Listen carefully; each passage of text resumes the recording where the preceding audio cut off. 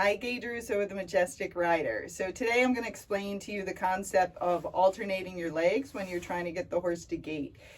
This is usually more for the lateral horses, not so much if you're trying to get a diagonal gait. This is more if you're trying to get a flat walk, a running walk.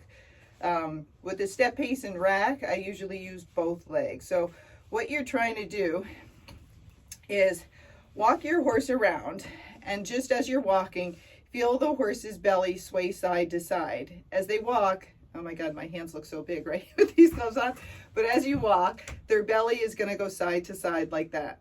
So what you're gonna do is as they're walking, when their belly goes off to the right, you're gonna push with your left leg. When their belly goes off to the left, you're gonna push with the right leg. So what you're starting to do is getting with the horse's rhythm. So you're pushing your leg as their belly moves over. Okay, if you know how to leg yield, that's kind of the concept, you're pushing them over.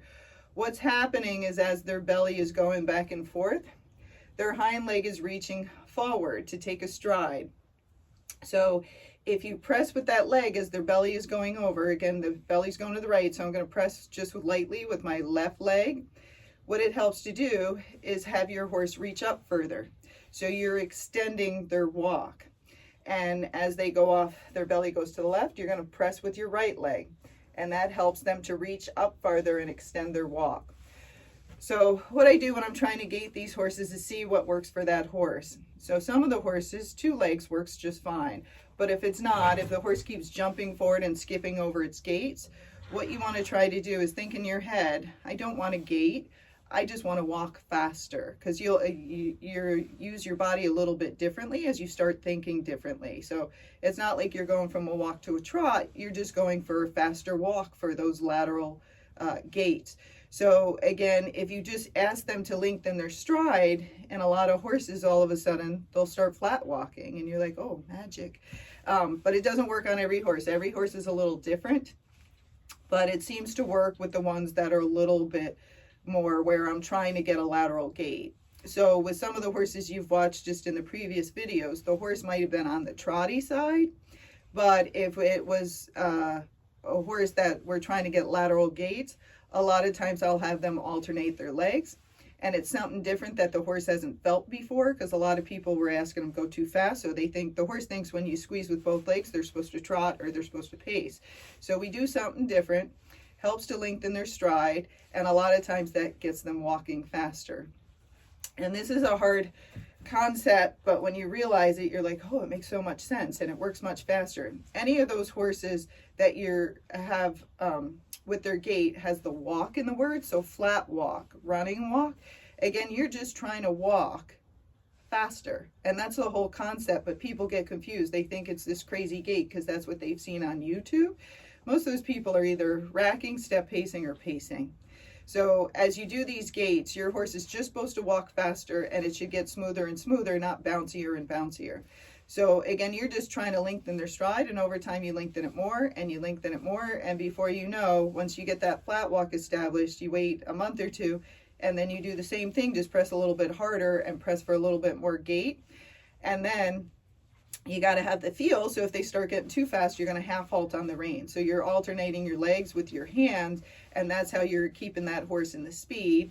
And again, when they do the wrong thing, they go out of gait, I stop and back up. Horses don't like to do that. So that tells them, no, I don't want to do that. So I stop back up. They don't get a break. I immediately go forward again. Or I say, stop, back up. So then when I say the word, they go, oh, that's the wrong thing, I won't do that. And then they usually slow down. So again, when you're trying to get those gaits, try to alternate your leg if you're going for the walking gaits, if it hasn't been working with you squeezing with both legs. And again, in your brain, especially if you're somebody who's ridden other horses before, quarter horses, thoroughbreds, you've done some dressage training, instead of thinking like, I'm trying to get that gait, I would just want you to think, I want to get an extended walk. Once you get that extended walk, which is your flat walk, same miles per hour, 3 to 5 miles per hour, extended walk, then after that, you're just trying to get more extension out of that walk, and it'll get faster, and that'll be their running walk. But a lot of times it's very confusing in the beginning. You're doing it and you're like, I don't know I'm really doing it, and you're on your way, but you miss the the gait because you don't know that's the correct thing, and then you might tell the horse go faster, go slower, and then the horse gets confused and you don't know what to do. So that's when I help a lot of people online. I can tell them, no, raise your hands up, sit back, lean forward. This is what you do here, because depending on the terrain and depending on how you're riding that horse can really change things. And I'll try, when I'm trying to gait somebody's horse, I'll try it in the arena.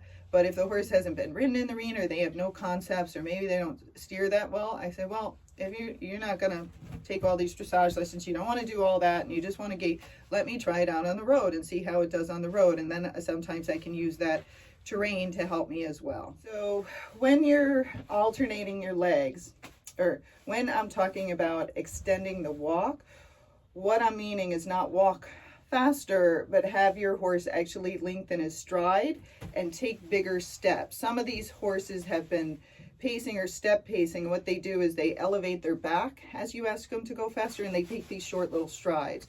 What you're trying to get them to do is take a bigger step, not go faster, just a bigger step, and lengthen that stride.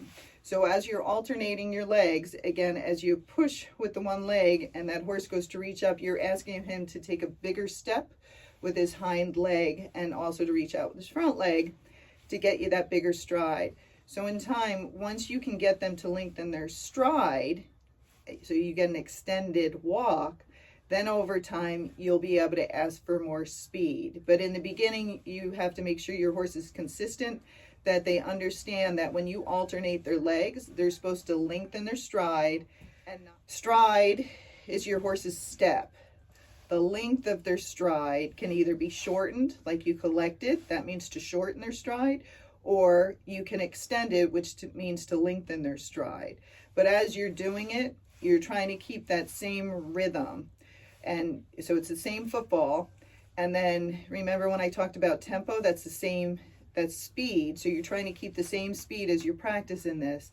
And then over time, you'll be able to go faster, get more tempo in their gait. And again, that's how you go from the flat walk to the running walk. One of the reasons I do this, because again, everybody uses two legs to make the horse go faster, is the horse is confused. So what you're trying to do is give them cues so the horse really understands what you want. And so by alternating the legs, we're doing something different. So it's not popping them into that gait you used to get. We're asking them to do something new. By stopping and backing them up, that tells them they do something wrong. When they do it correctly, we release, and it's also good to tell them they're doing a good job. You'll hear me in lots of my videos going, good job. Even when the person is riding, the client's riding the horse, I keep telling the horse, good job. So they understand that's it. Or you can reach up and pet them, but you got to be careful, because as you reach up and pet them, sometimes then they will speed up. So it's best to tell them, maybe give them a little rub on the wither, but not reach up so far. Or when they're doing it well, get a couple of steps, stop, and then reward them with rest. But remember, try never to stop and rest when they do something wrong. Give them some kind of cue that's uncomfortable, but not hurting them, just making it uncomfortable so they understand that's the wrong thing, and then give them a reward when they do the right thing. It'll be confusing in the beginning. It takes them some time to figure it out. The horses don't speak English, and me explaining it to you, if that's confusing, so imagine explaining it to them where they can't understand anything. You have to be really black and white about it. This is correct, this is wrong. There's no in between. If you're like, you got to decide, do you think that's right? Do you think that's wrong? If you're not very clear with it, then it makes it very difficult for the horse to learn and to get better at it. That's why those of you who keep riding on a loose rein and the horse keeps changing its gait on the terrain, they'll never gait well, because they never understand what they're supposed to do, so they just keep swapping their gait. You have to tell them exactly, this is correct, this is wrong.